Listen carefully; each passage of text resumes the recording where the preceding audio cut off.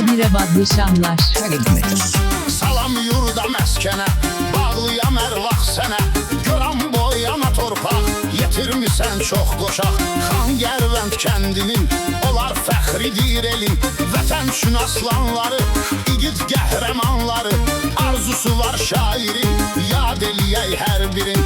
Şəhid adına salamla, dərin bir ehtiramla. Qəhrəman övladların, çəkin bir adların. Can qoyub Qarabağda, bu eldə, bu ocaqda.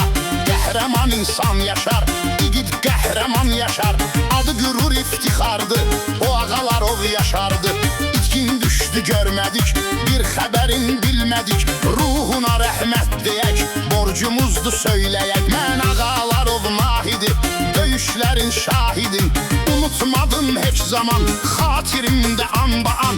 Yaşayıb olarsaq kimi, ürəyimizdə dağ kimi. Yarə salıb getdilər, unudulmaz şəhidlər. Şahmalı əvəzində, bu məskəndə, bu eldə. Yaşadıb torpağını, zirvədə bayrağını. Saxlayan insan olmuş, şəhid qəhrəman olmuş. Döyüşlərdə şücaət, göstəribdi məharət. Hər biri bu ünvanı, doğma Azərbaycanı sevib xidmət eyləyib, təmiz sevgi bəsləyib. Biz belə oğlanlara, dəyərli insanlara həmişə dəyər vermişik, hünərlərin görmüşük. Edib bizləri məyus, yaşamadılar çox əfsus. Gələr zaman yad edək, Ruslan adından deyək.